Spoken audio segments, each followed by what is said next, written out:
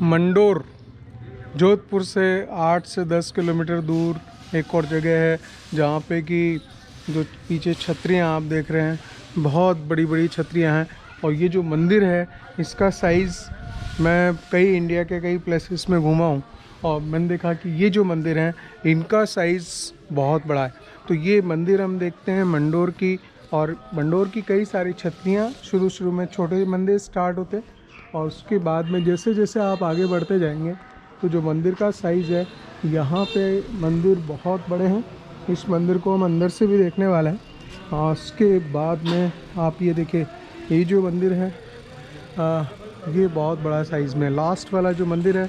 तो एक ऑर्डर में जैसे जैसे हम आगे बढ़ते जाते हैं तो मंदिर हमें मिलते जाते हैं, और राइट फ्रॉम बहुत छोटे मंदिर से स्टार्ट करके और यहाँ पे बहुत बड़े मंदिर है। तो इनका साइज़ देखिए, इनमें बाकायदा स्टेप्स हैं ऊपर जाने के लिए भी। और ये जो मंदिर के एग्जैक्टली सामने की जो जगह होती है, इसका मैं नाम भूल रहा हूँ, टेक्निकल नेम इसका भूल रहा हूँ। तो ये इस जगह पे मैं पहली बार ऐसा देख रहा हूँ कि मंदिर के सामने की जो जगह है वो बहुत ज़्यादा बड़ा है। तो ये जो मंदिर का आंगन बोल लेंगे हम इसे अभी, ये बहुत ज़्यादा बड़ा है। देखिए आप, इसका जो साइज़ है ये बहुत ही मीन्स इतना नॉर्मली टेम्पल्स में इतनी जगह नहीं होती है, लेकिन यहाँ पे जो मंडोर में मंदिर जो बने हुए हैं इन पे साइज़ आप देखिए, पिलर्स का साइज़ भी बहुत ज़्यादा है। और ये मंदिर ऊपर से देखेंगे हम,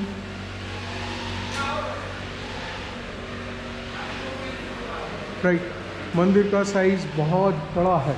और यहीं से हम दूसरा वाला मंदिर भी देखना चाहेंगे।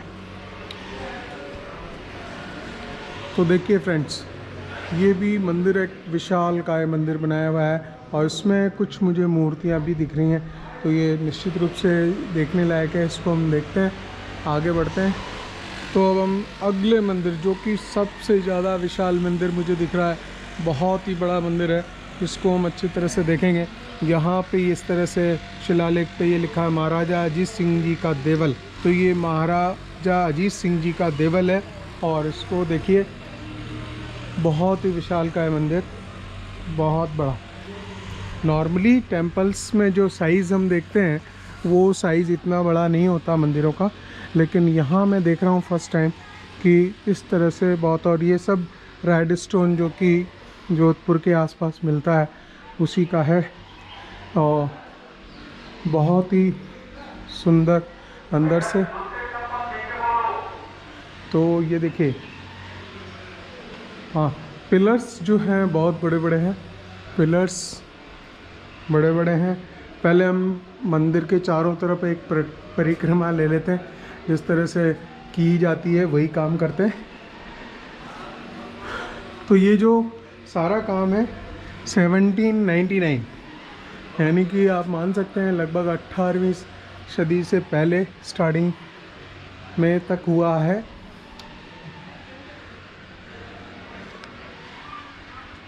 सब जो है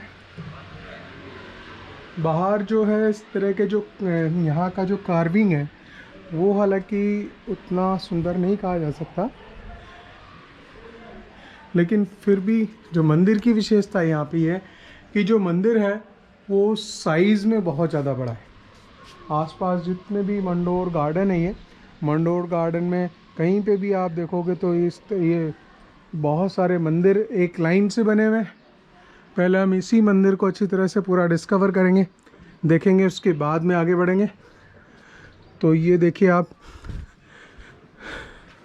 ये तो हमारी परिक्रमा पूरी हो गई मंदिर की। यहाँ पे सब तरफ चारों दिशाओं में जो है इसका गेट है, लेकिन इसको अभी बंद किया हुआ है। इसके बाद अंदर चलते हैं। बहुत ही बड़े बड़े पिलर्स, और इनसाइड व्यू जो है थोड़ा सा नॉर्मल मंदिरों से जो है ज़्यादा बड़ा। देखिए ऊपर से भी आप देखेंगे, ऊपर जो मूर्तियां हैं वो अभी भी इंटैक्ट है। देखिए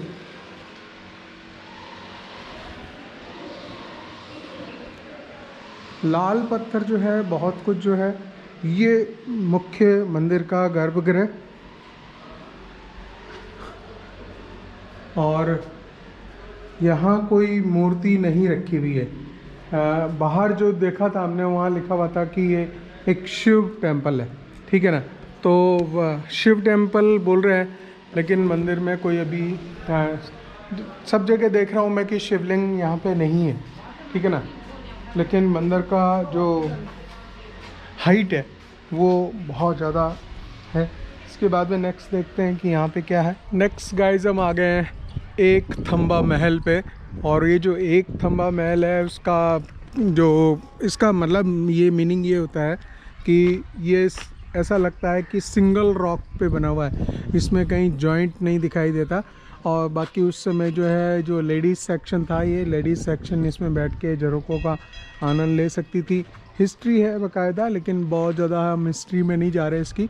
एक थंबा महल मंडोर गार्डन में, ये भी एक फेमस जगह है, और बोला जाता है कि ये अपने आप में एक सिंगल बिल्डिंग है इस तरह की, जो और कहीं पे भी है नहीं इस तरह की। और अगर इसको अगर देखें कि भाई क्या इसका इम्पोर्टेंस क्या है, तो इम्पोर्टेंस इतना ही है कि ये पूरा थंबा जैसा लगता है और एक लगता है, कहीं पे भी जो जॉइंट है वो दिखाई नहीं देते। तो वो इसी वजह से एक लैंग्वेज यूज़ की गई है, एक थंबा सिंगल पिलर। नेक्स्ट हम आ गए हैं देवताओं का साल, फेम ऑफ गॉड पे। तो वो देखने के लिए यहाँ पे जो उस समय के इनके देवता हैं और जिनकी पूजा होती थी, उनके स्टेच्यूज बाकायदा देखने को मिल रहे हैं यहाँ पे। देवता की साल, या इसको बोला जा रहा है वीरों की दालान। देवताओं की साल स्थानीय वीरों तथा विभिन्न देवी देवताओं की विशालकाय प्रतिमाओं का समूह है, जो एक समूची चट्टान में उत्कीर्ण है। तो उसको एक सिंगल स्टोन को कट करके इस तरह से बनाया है। तो ये सभी देवता हैं, श्री जालंधर जी महाराज, श्री महादेव जी। और जैसा ये इसमें बोला जा रहा है ना कि एक ही स्टोन से को कट करके किया है श्री कृष्ण जी अपने तरह से जो है उस समय। देखिए आप, खाली जो है ना वाइट किया हुआ है, और रामचंद्र जी और उनको सबको उत्कीर्ण किया हुआ है। श्री सूर्या जी,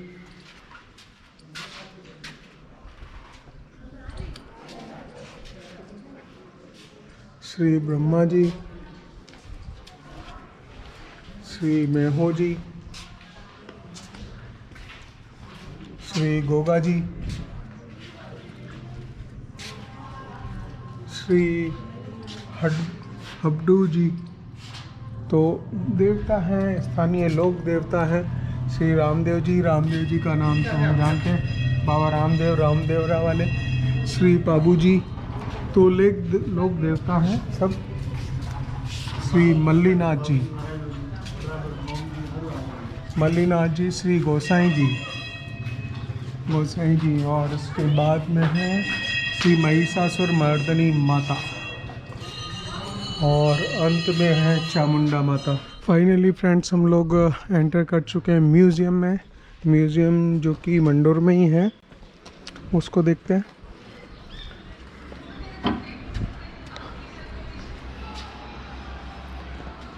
ये एक मूर्ति कला दीर्घा है, 13वीं शताब्दी का।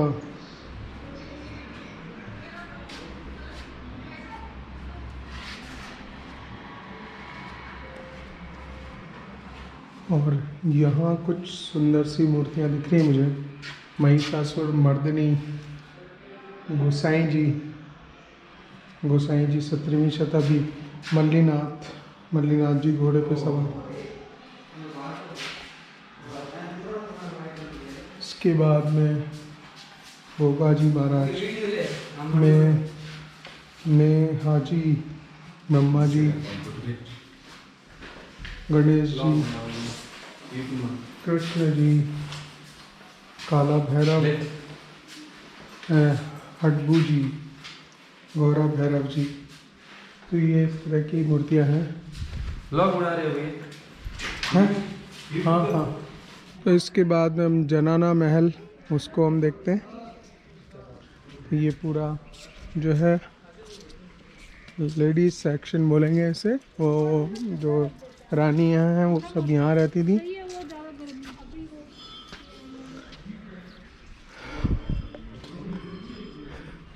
So guys that's it here in Mandore. Mandore में एक जो प्रेमिसेस है उसके अंदर ही म्यूज़ियम भी है, म्यूज़ियम अंदर है। और जो सारी जो देवल बने हुए हैं, देवल पे मैंने शुरू में थोड़ा सा गलत बोला है, वो देवल उन राजाओं के जो समाधियां हैं वो है एक्चुअल में, वो टेम्पल्स नहीं है।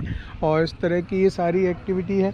और सारा ये जो पार्ट है एक प्रेमिसेस के अंदर जब आप एंटर करते हो तो सारा यहीं मिल जाता है। तो मंडोर में लेकिन हम अगर इसको बोलें कि बहुत ज़्यादा जो एक्टिविटीज़ हैं, मतलब जिस तरह से अगर आप कोई मेहरानगढ़ फोर्ट अगर होके आया है, मेहरानगढ़ फोर्ट के बाद में अगर कोई यहाँ आता है तो यहाँ का जो आर्किटेक्चर है, दूसरी सारी बातें हैं, वो इतना प्रॉमिसिंग नहीं है जितना कि मेहरानगढ़ इट्सेल्फ है। ठीक है, तो मेरे ख्याल से आपकी चॉइस है, आप मंडोर गार्डन ज़रूर देखिए।